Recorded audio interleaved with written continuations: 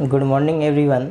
आज के इस वीडियो में हम देखने वाले हैं डीसी जनरेटर के वस्तुनिष्ठ प्रश्न को, जो कि ये निम्मी क्वेश्चन बैंक से कलेक्ट किया गया है और ये क्वेश्चंस 19-21 इलेक्ट्रिशियन सेशन वालों के लिए काफ़ी हेल्पफुल है, क्योंकि ये डीसी जनरेटर जो है सेकेंड ईयर वालों के लिए है, क्योंकि सेकेंड ईयर में ही ये सिलेबस में आता है, फर्स्ट ईयर वालों के लिए नहीं है। तो हम ये सेकेंड ईयर वालों के लिए ये ऑब्जेक्टिव लेकर के आए हैं। जैसा कि आपको मालूम होगा कि आप लोगों का जो भी एग्ज़ाम अब हो रहा है वो अब आपका सीबीटी एग्ज़ाम में हो रहा है, तो इसलिए चलिए हम अब इसको जो है ना स्टार्ट कर रहे हैं। इसके सीरीज को हम सोचे आप लोग को बता दें। तो चलिए आज जो है हम लोग डीसी जनरेटर के ऑब्जेक्टिव को कराएंगे। तो स्टार्ट कर रहे हैं। जैसा कि देखिए आपको क्वेश्चंस दिखाई दे रहा होगा,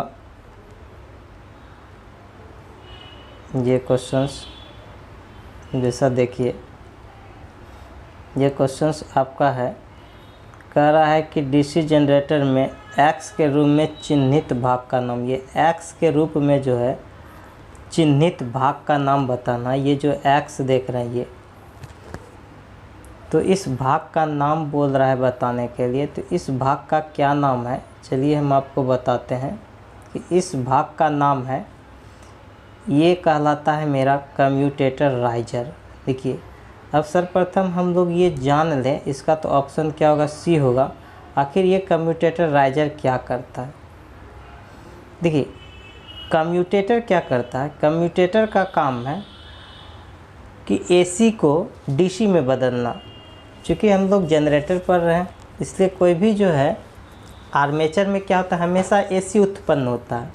आर्मेचर क्या करता है, एसी उत्पन्न करता है।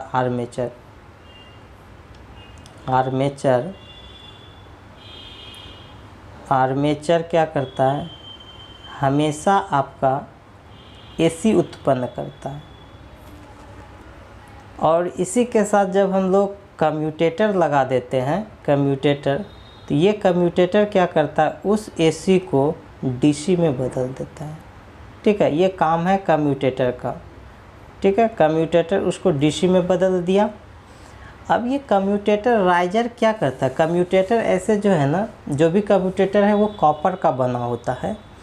ये क्या है कम्यूटेटर राइजर, ये जो उभरा हुआ हिस्सा है, जो आप राइजर देखे होंगे कि ये देखिए, ये जो भाग, ये यही आपका क्या, ये जो देख रहे हैं आप, ये गोल हिस्सा ये देख रहे हैं, ये वाला हिस्सा, ये उभरा हुआ इसका हिस्सा होता है, जिस पर हम लोग क्या करते हैं, आर्मेचर वाइंडिंग क्या रहता है, जुड़ी होती है। इसी पे आर्मेचर वाइंडिंग क्या रहता है, जुड़ा रहता है ये जो है। इसीलिए हम इसको क्या कहते हैं, राइजर या लग कहते हैं। इसी पे वाइंडिंग इससे क्या होगा, जुड़ा रहेगा, यानी उभरा हुआ पिछला जो है उभरा हुआ हिस्सा ये, इसीलिए क्या है, कम्यूटेटर राइजर है। ठीक है, चलिए उसके बाद चलते हैं। उसके बाद 2 नंबर क्वेश्चंस की ओर। 2 नंबर क्वेश्चन देखिए क्या कहता है। जैसा कि आप देखिए ये 2 नंबर क्वेश्चंस आपको दिखाई दे रहा होगा। ये 2 नंबर क्वेश्चन कह रहा है कि जनरेटर का नाम क्या है। इस जनरेटर का नाम आपको बताना है। कि जैसा कि देखिए यहाँ पे इस नाम को पकड़ने के लिए आप एरो देखिए, जैसा कि आपको हम फिगर दिखा रहे हैं। देखिए इस फिगर को आप कैसे पकड़ेंगे, ये कौन सा जनरेटर है, पहले उसको आप समझ लीजिए। एक देखिए इसमें एरो जो है ऐसे है, यानी वाइंडिंग जो किया हुआ है, देखिए ये वाइंडिंग है। एरो देखिए एक ऊपर में ऐसा दिया हुआ है, फिर यहीं पे देखिए जो एक दूसरा नीचे में जो है इसके साथ जो लगा हुआ है, आप देखेंगे इसके साथ जो लगाया गया है, यहाँ पे जो वाइंडिंग है इसका एरो देखिएगा इसके अपोजिट डायरेक्शन में।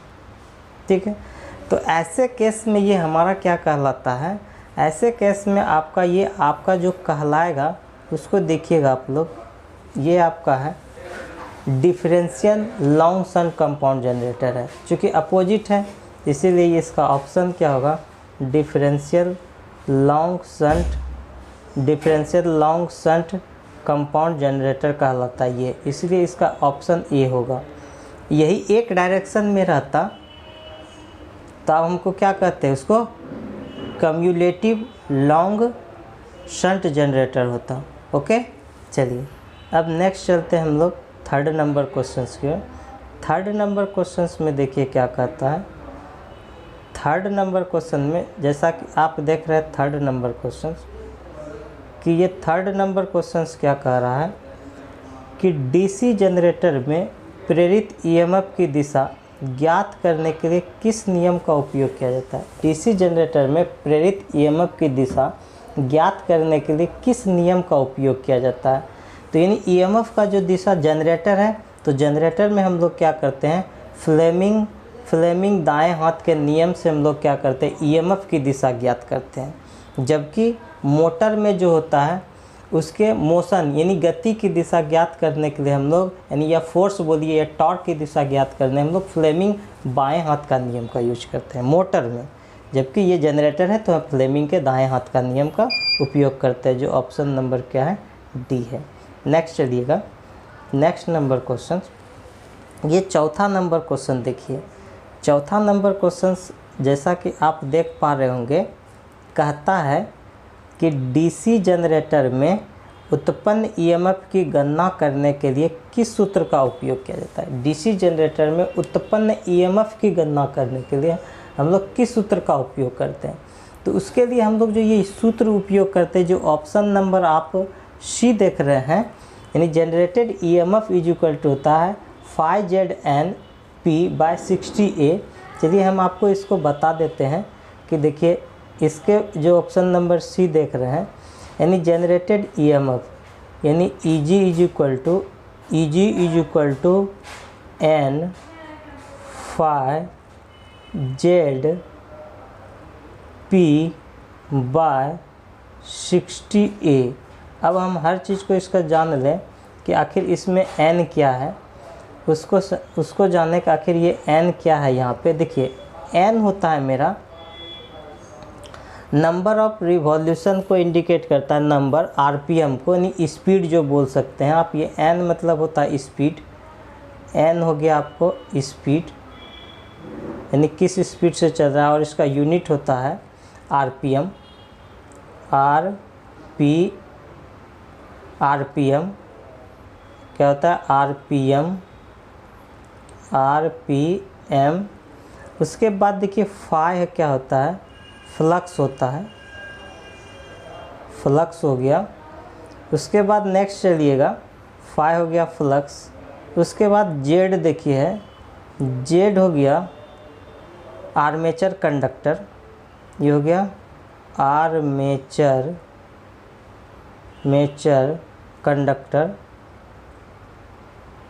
कंडक्टर। उसके बाद नेक्स्ट चलिएगा, उसके बाद जो ये P है, P हो गया नंबर ऑफ पोल की संख्या, नंबर ऑफ पोल की संख्या। उसके बाद जो आप देखेंगे ए होता है पैरेलल पाथ की संख्या यानी कि समानांतर पथों की संख्या,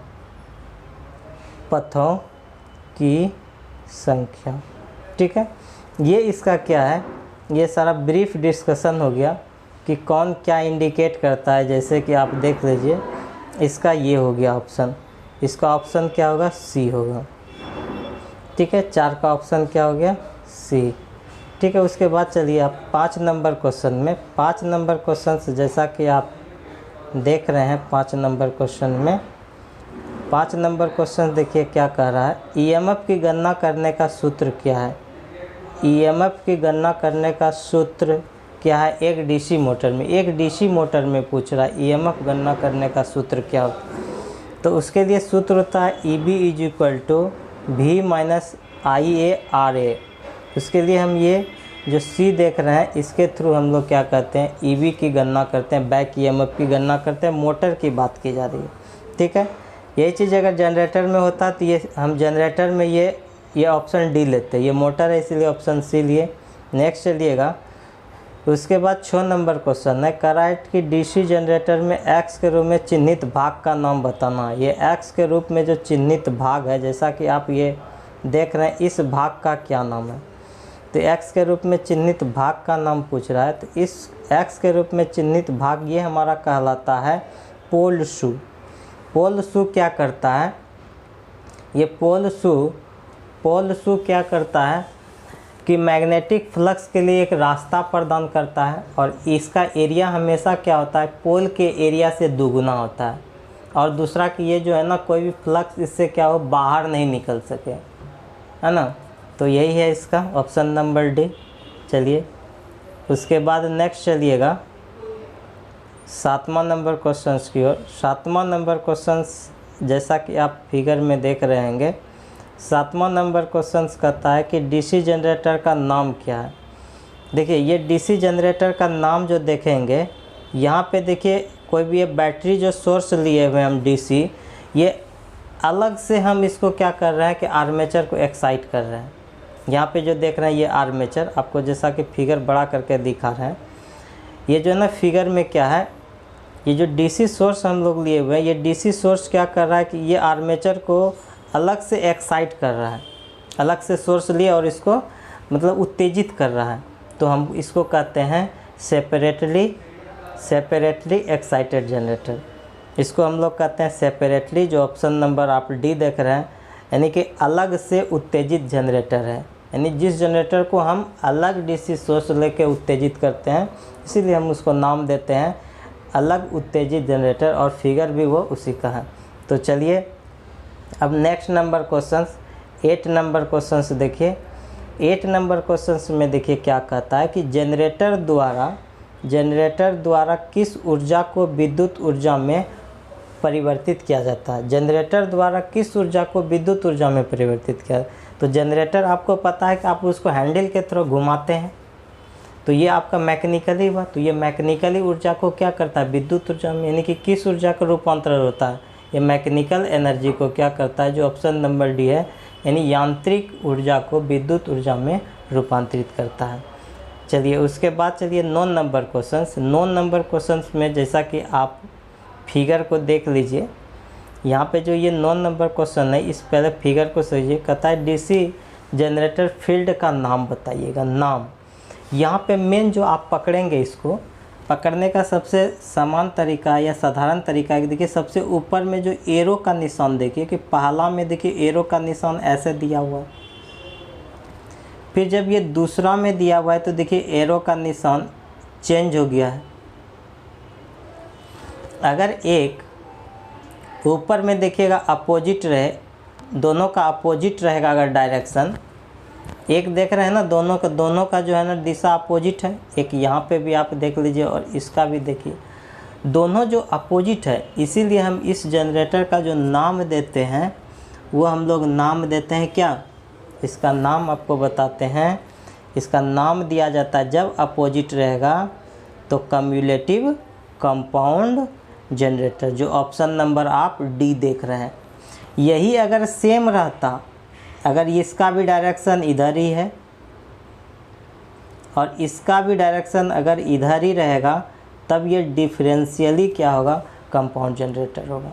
ओके, समझ में आ गया। चलिए 10 नंबर क्वेश्चंस की ओर।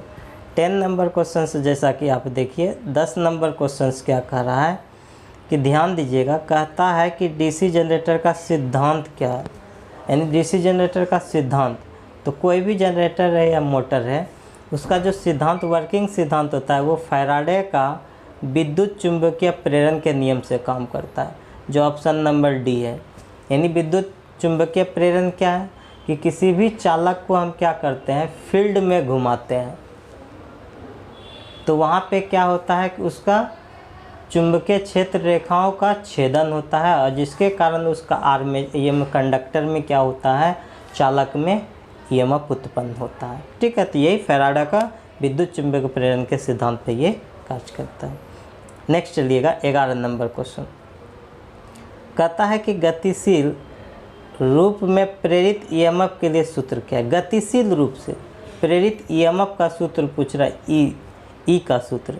तो गतिशील प्रेरित ईएमएफ के लिए जो है ना, बैक ईएमएफ का सूत्र होता है BLV वोल्ट, है ना। ये होता है B मतलब फ्लक्स घनत्व, L मतलब हो गया लेंथ, V मतलब हो गया वोल्टेज। ठीक है, तो इसका ऑप्शन क्या होगा, ए होगा। इसके बाद चलिएगा हम लोग 12 नंबर क्वेश्चन कहता है कि जैसा कि 12 नंबर आप क्वेश्चन देख लीजिए, कहता है कि चुंबकीय क्षेत्र की दिशा ज्ञात करने के लिए किस नियम का उपयोग किया जाता है। चुंबकीय क्षेत्र की दिशा ज्ञात, चूँकि हम जनरेटर में पढ़ रहे हैं तो जनरेटर में जो है ना चुंबकीय क्षेत्र की दिशा ज्ञात करने के लिए हम लोग फ्लेमिंग के दाएं हस्त नियम का उपयोग करते हैं। जनरेटर है तो इसीलिए हम लोग कौन सा उपयोग करते हैं, फ्लेमिंग के दाएं हाथ का नियम, जो ऑप्शन नंबर डी क्या है, सही है 12 का। उसके बाद चलिए 13 नंबर क्वेश्चंस। 13 नंबर क्वेश्चंस में देखिए कहता है कि डीसी जनरेटर के भाग का नाम बताइए। ये जो डीसी जनरेटर का भाग है इसका नाम बताना। तो ये डीसी जनरेटर का जो भाग का नाम है, ध्यान दीजिएगा, इस भाग का नाम है, ये भाग मेरा कहलाता है योक या फ्रेम। यानी कोई भी मशीन का, यानी डीसी जनरेटर का जो ये बाहरी हिस्सा है, यानी बाहरी भाग जो है, इसी को हम लोग योक या फ्रेम कहते हैं। ये क्या करता है, वो आंतरिक भाग को जो है ना सुरक्षा प्रदान करता है, चोट खोट लगने से बचाता है। तो ये क्या होगा, 13 का डी होगा। उसके बाद चलिएगा 14 नंबर क्वेश्चन। जैसा कि 14 नंबर क्वेश्चंस आप देख रहे होंगे, कहता है कि 4 पोल डीसी जनरेटर के डुप्लेक्स लैप वाइंडिंग में कितना समानांतर रास्ते होते हैं।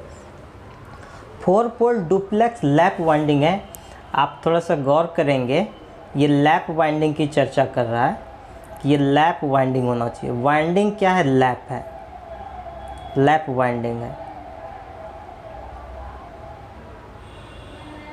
ये लैप वाइंडिंग है। ध्यान दीजिएगा, लैप वाइंडिंग में क्या होता है, और ये डुप्लेक्स है। तो जो लैप वाइंडिंग में क्या होता है कि जितना पोल होगा उतना क्या होगा, ए होगा, समानांतर पथों की संख्या। ठीक है, तो अगर यहाँ 4 पोल है तो 4 मतलब उसका समानांतर पथों की संख्या में होगी। और लैप है तो लैप के लिए, डुप्लेक्स वाइंडिंग के लिए क्या होता है कि ये जो फार्मूला, अगर हम समानांतर पथों की संख्या निकालना है तो P इंटू क्या होता है, प्लेक्स होता है, समानांतर पथों की संख्या। यदि मान लीजिए पोल और प्लेक्स मतलब डुप्लेक्स ट्रिप्लेक्स, इस तरह ट्रिप्लेक्स मतलब 3 रखेंगे, डुप्लेक्स मतलब 2 रखेंगे। पोल मेरा 4 है और डुप्लेक्स, प्लेक्स मतलब डुप्लेक्स, अगर ट्रिप्लेक्स रहता 3 रखते तो डुप्लेक्स 2 है, तो इसीलिए 4 इंटू 2 क्या होगा, 8। तो ये मेरा क्या होगा, समानांतर पथों की संख्या निकल जाएगा। जैसा कि आप देखिए यहाँ समानांतर पथों की संख्या जो देख रहे हैं वो आपका सी का जो है ऑप्शन सही है। ये 8 जो है आंसर सी में है, इसलिए इसका क्या होगा, ऑप्शन नंबर सी होगा।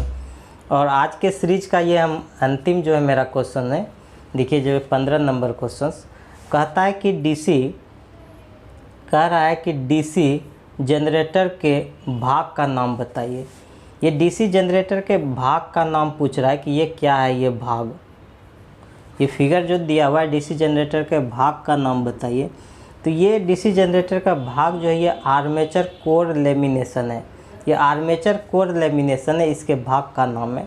आपको पता है कि आर्मेचर कोर को हम लेमिनेट क्यों कर देते हैं, ताकि वहाँ पे हमारा एडी करंट लॉस कम से कम हो, इसीलिए हम लोग लेमिनेट कर देते हैं। तो इसका ऑप्शन क्या होगा, डी होगा। चलिए आज के सेशन को हम यहीं समाप्त करते हैं, फिर आपसे मिलते हैं नेक्स्ट पार्ट के साथ डीसी जनरेटर का।